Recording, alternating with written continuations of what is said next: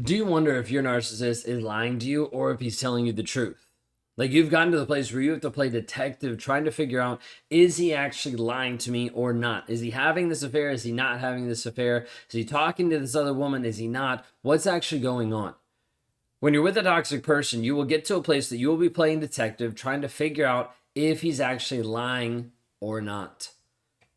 My wife wondered this for a long period of time. She couldn't figure out if I was lying or not because I didn't leave enough evidence. I didn't leave enough proof to actually get caught. And if she saw evidence, if she saw a glimpse of truth of what might be actually going on, then I'd lie to her, I'd gaslight, I'd avoid it, I'd deny it, I'd deflect it, I'd move it to the side so that she couldn't stand on any solid ground with the truth. So it's like, let me avoid it, let me run away from it, all this type of stuff. And so inside of this, you're typically going to find this place where the narcissist is running away from truth and the narcissist shows up as a liar. I showed up as a liar the majority of my life. I learned at a young age. If I want to get away with what I want to do, I need to lie.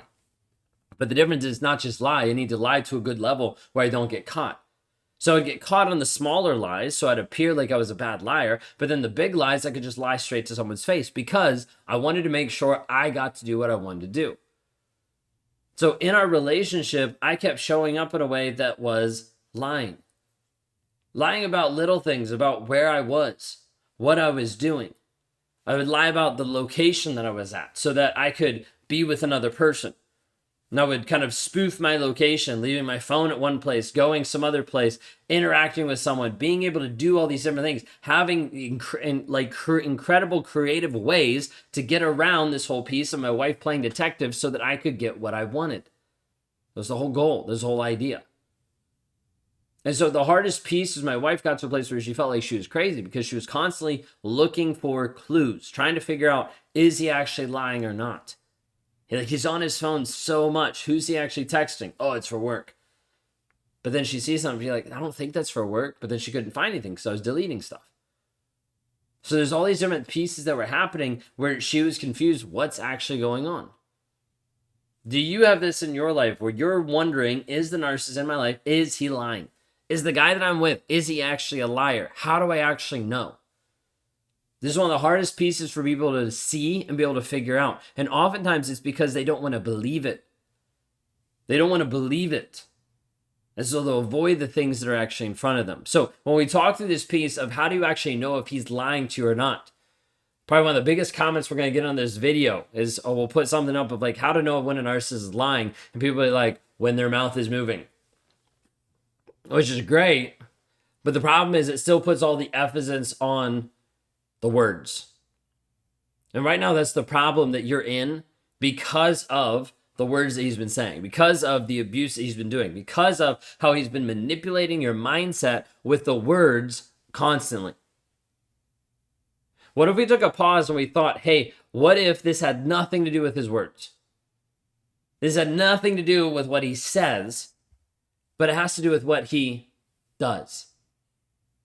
You see, there's a difference that happens. There's an incongruence that happens when we talk about narcissists of what a person says versus what a person does. This is a piece of cognitive dissonance. Cognitive dissonance is when some person starts to believe a certain version of reality and then another person believes a different version of reality. And you're like, I don't know what to believe. Inside this relationship, you've already seen this. You're like, I don't know. Do I believe what he's telling me, that he loves me, or do I believe what he shows me, which is that he hates me? Which do I actually believe? I'm not sure. So you sit there for a moment and you construct a different version of reality.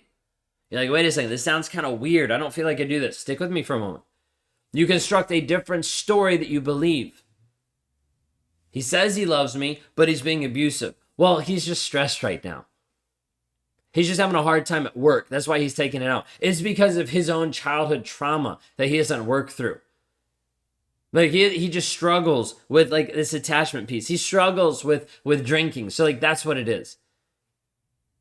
And what you start to do is you start to excuse away his behavior to you. You start to minimize the shit that's actually going on inside the relationship. You start to think it's not that bad. Do you know how many people I talk to that don't think the abuse is that bad because he hasn't physically hit them? They're like, well, at least he hasn't hit me.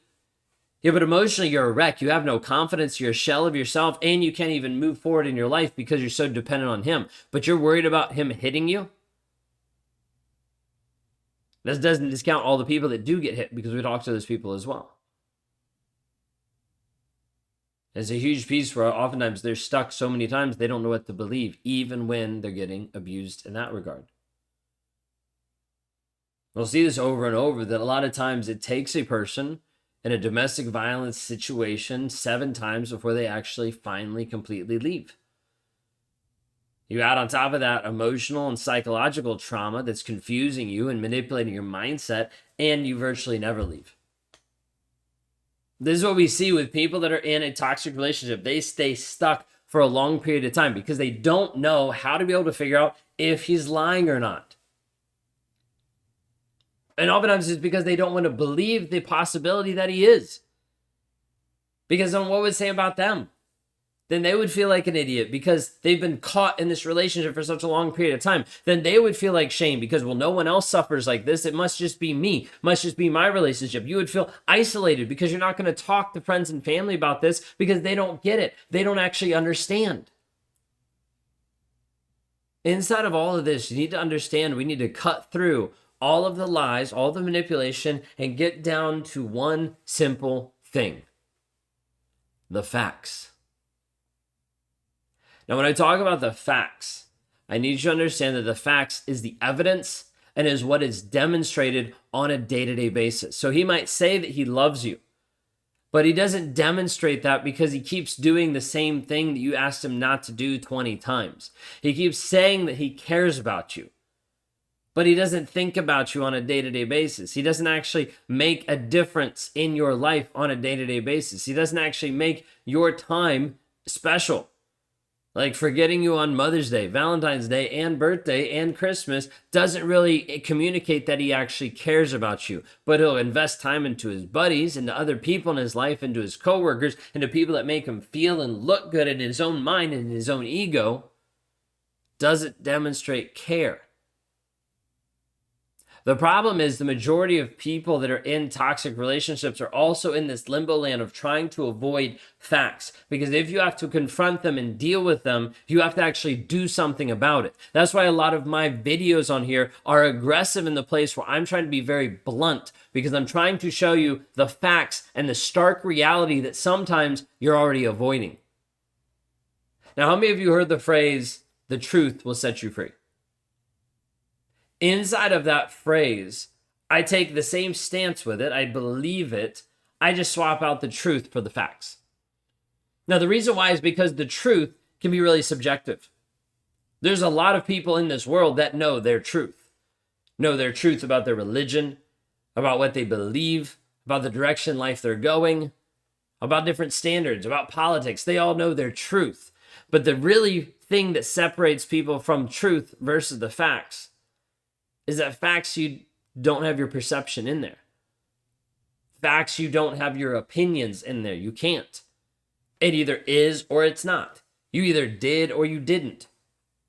You see, your truth and my truth is irrelevant because it's based on our perception, on our reality, on what we view life, the lens that we're viewing life through for such a long period of time, versus the facts are just the cold, hard facts. They're just the evidence, what is demonstrated. They're just saying, did he actually do this, yes or no? This is where narcissists will run away from the facts as fast as possible. I was in a couple session the other week, and the one guy was like, well, yeah, I didn't do that. And I'm like, okay.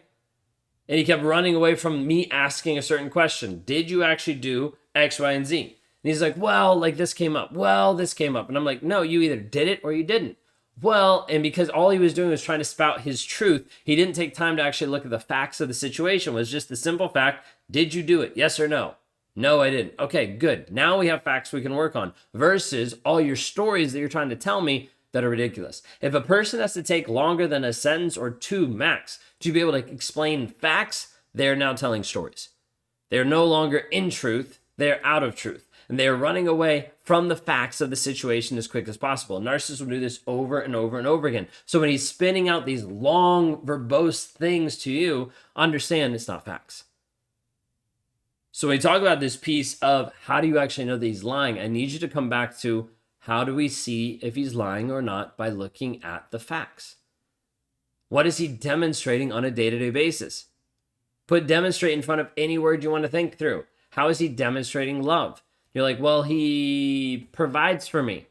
Okay, we could get a trained monkey to provide for you. That doesn't demonstrate anything. How does he demonstrate care when he ruined your birthday? How does he demonstrate respect when he undermines what you say to the kids so that he looks like the good dad and you look like the mean person? How does he demonstrate? You see, if you don't start looking through the facts of the situation, you'll continue to believe a lie and you'll continue to stay. You'll continue to convince yourself that it's not that bad, that's not that big of a deal, and you'll continue to stay in the relationship over and over and over again. So today, what facts are you avoiding? What facts are you running away from? The facts will set you free, but only your willingness to embrace them and to actually look at them. If you want to know more facts about this, go to rawmotivations.com/breakthrough to be able to see how I actually help people walk through this thought process so you can be free, not based on your own truth or perceptions, but based on what's demonstrated on a day-to-day basis.